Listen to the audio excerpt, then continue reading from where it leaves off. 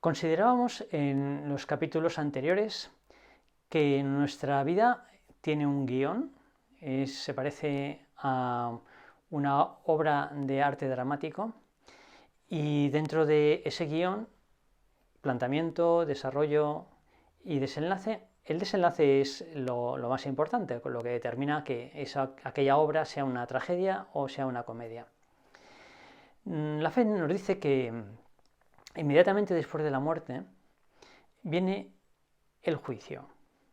Y aquí empalmamos el dato de la fe con una experiencia psicológica muy fuerte dentro de nosotros, que es la protesta interior, la convicción de que no puede ser que el mal tenga la última palabra. En este mundo, en nuestro mundo, el mal, los malos, muchas veces son los triunfadores, porque hacen trampas, porque los poderosos, los violentos, se salen con la suya, porque los buenos, muchas veces precisamente porque son buenos, son pisoteados, tratados injustamente, porque los inocentes, los niños, sufren,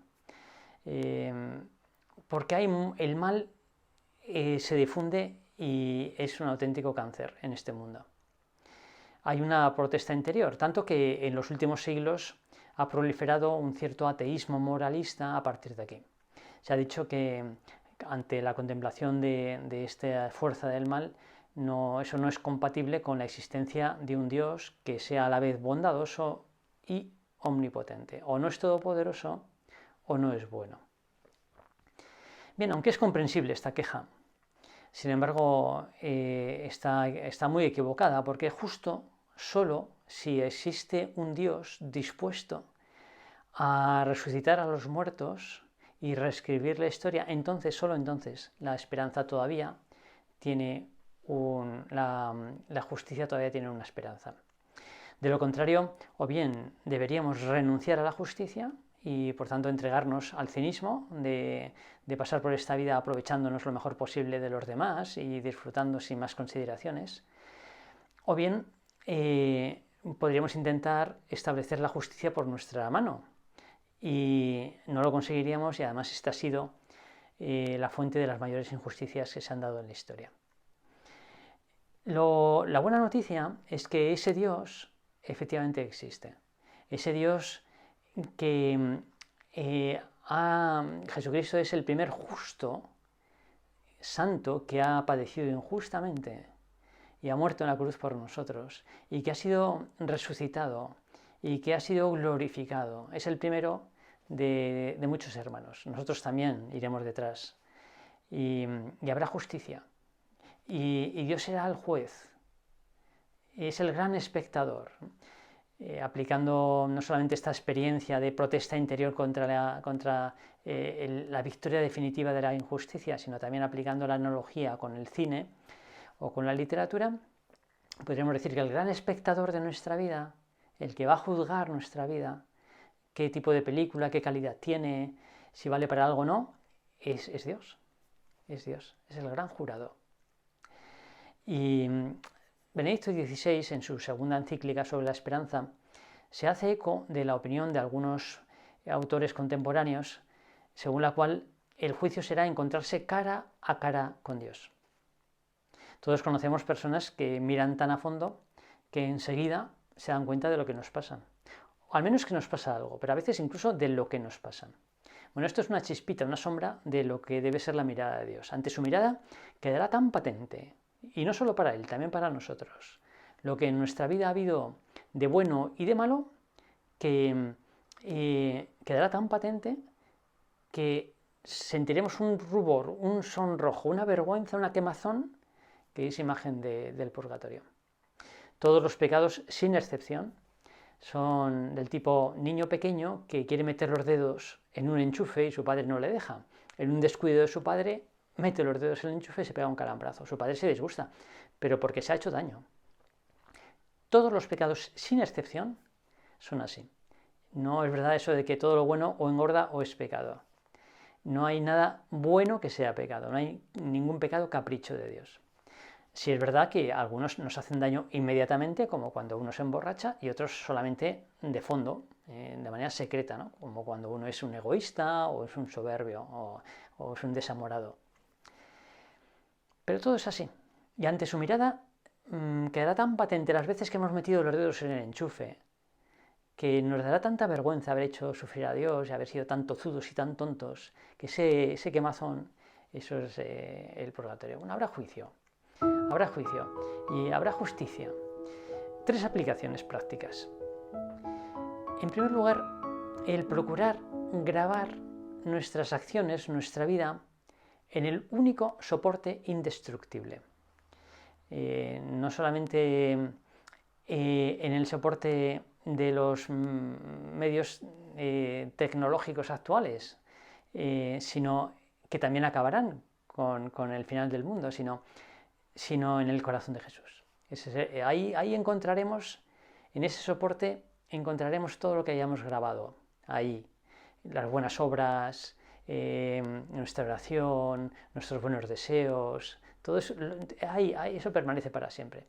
Por eso la rectitud de intención, la pureza de corazón es fundamental, es ir construyendo para el cielo, para el cielo. En segundo lugar, que lógicamente hacemos bien en defender nuestros derechos, pero hemos de renunciar y poner un empeño positivo por evitar todo rencor y no digamos todo odio. Como digo, tenemos que defender lo que es nuestro y hacemos bien en hacerlo así, pero sin faltar a la caridad. Y cuando ya hayamos puesto los medios humanos que se pueden, entonces dejando las cosas en las manos de Dios, confiando en que habrá juicio, y a cada uno se le dará lo suyo. Y aquel que se porte muy, muy, muy mal, pues recibirá también pues, un castigo muy, muy, muy grande. Por eso hemos de rezar por las personas que se comportan mal o que nos hacen daño, pidiendo por ellas para que se conviertan, porque no les espera nada bueno si no lo hacen. Por tanto, el perdón no consiste en un cierto buenismo o no defender los propios derechos, hay que hacerlo. Pero una vez hecho, se trata de no crear, el peor daño que nos puede hacer a alguien es que nos provoque en el corazón rencor u odio. Eso nos está rompiendo por dentro. Eso es lo que hemos de procurar que no ocurra y por tanto una vez que ponemos los medios humanos que podemos poner, lo dejamos, el resto, lo que ya no depende de los hombres, lo dejamos en las manos de Dios. Y en tercer lugar, una tercera aplicación de la realidad del juicio. Y es que el juicio no será un día de sorpresas para aquellas personas que estén acostumbradas a realizar un juicio particular, personal, habitualmente. Los que tengan espíritu de examen o los que cada noche hagan un poquitito de examen. Que revisen el día para ver cómo ha ido, para darle gracias a Dios, para pedir perdón. Porque de esa manera el día del juicio, por lo que van a ver, lo que va a resultar es justamente eso. Se conocen bien. De otra manera, ese día, ante la mirada del Señor, verán cosas que no han querido ver nunca. Y será un día, por tanto, de sorpresas desagradables. Es una costumbre maravillosa acabar el día dando gracias a Dios por el día que termina y pidiéndole perdón por las cosas que no han ido bien. Incluso, si queremos, tomando alguna notita que nos ayude luego a conocernos mejor, a plantear nuestra lucha en esa línea para ir adquiriendo virtudes o a preparar mejor el sacramento de la penitencia cuando vayamos a confesarnos. En fin, que ahí hay un terreno de conocimiento y de mejora y de contrición. Decía San José María que la mejor de las devociones son los actos de contrición. Cuando pedimos perdón al Señor de corazón, aquello ya no existe. Aquello el Señor nos lo perdona y no existe. Es cierto que cuando se trata de pecados graves hemos de pasar esos pecados por el sacramento de la penitencia. Pero cuando no es el caso, no tenemos que quedarnos simplemente con la mota de polvo, la mancha, sino un acto de contrición sincero. Hay personas perfeccionistas que desconfían de los actos de contrición, que piensan que es una puerta trasera de la santidad, una especie de expediente de segunda clase. para la santidad, que ellos quieren ser perfectos y eso es antinatural, es imposible. La santidad es recorrer el camino de la contrición, no de la perfección. El Señor no quiere perfeccionistas, sino quiere hijos cariñosos, hijos que cuando no se comportan bien, que es todos los días, piden perdón sinceramente. Es más, esa persona, la que tuviese un juicio tan negativo de la contrición, manifestaría no solo que es perfeccionista, sino que no ha entendido que es un acto de contrición. Porque probablemente la oración más elevada que vamos a hacer en este mundo es la contrición, que nos puede llegar a arrancar lágrimas, no de rabia, no de pena porque no somos perfectos, sino de amor, porque no somos capaces de amar a nuestro amor como se merece. Escribe San José María en Camino: lo que debo a Dios por cristiano. Mi falta de correspondencia ante esa deuda me ha hecho llorar de dolor de amor, mea culpa. Bueno es que vayas reconociendo tus deudas, pero no olvides cómo se pagan, con lágrimas y con obras. Bien, como decía Antonio Machado, los yunques y crisoles de tu alma trabajan para el viento y para el polvo. Vamos a mirar al juicio y vamos con esa luz a ver los acontecimientos de la jornada y dar importancia a las cosas que tengan una dimensión de eternidad y a quitar importancia, en cambio, a las que no la tengan. Vamos a pensar en el juicio y a saber que las cosas no son como parecen y que habrá juicio. El libro del Apocalipsis fue escrito por San Juan y dirigido a los primeros cristianos que estaban siendo calpestados, pisoteados por la fuerza brutal del Imperio Romano. Ellos que eran unos parias, unos tíos que no tenían nada prácticamente, que estaban siendo asesinados, martirizados de manera impune.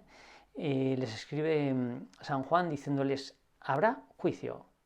El emperador no tiene la última palabra. No se trata de dejarse pisotear, pero sí se trata de saber que cuando en este mundo la justicia no triunfa, en el otro sí lo hará.